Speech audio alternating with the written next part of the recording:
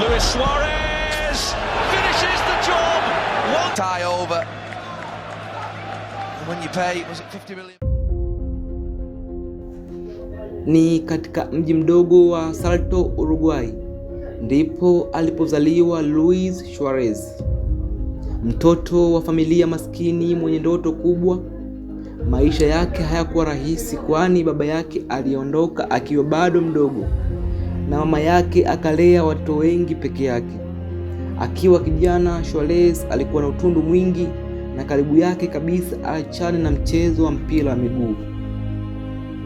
Lakini kila kitu kilibadilika alipokuwa na Sofia Balbi.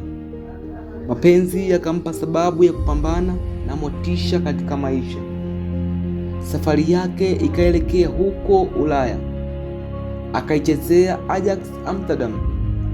Hapo ndipo alianza kujulikana kama mshambuliaji hatari. Kisha akajiunga na Liverpool.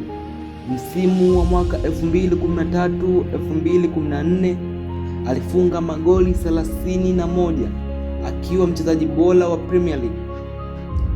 Lakini dunia ilishuhudia tukio lisilosahaulika mwaka 2010, FIFA World Cup dhidi ya Ghana, ambapo dakika za mwishoni kabisa aliokoa goli kwa mkono wake wa kulia, ndipo ikapelekea akapewa red card.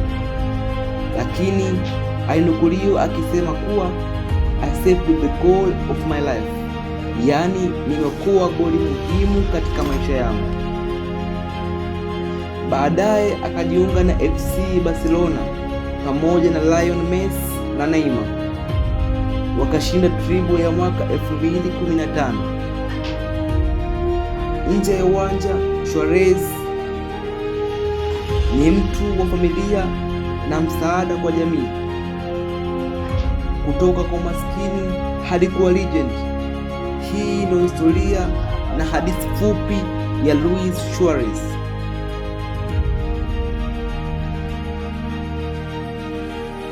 Still Suarez, still Suarez, still Suarez.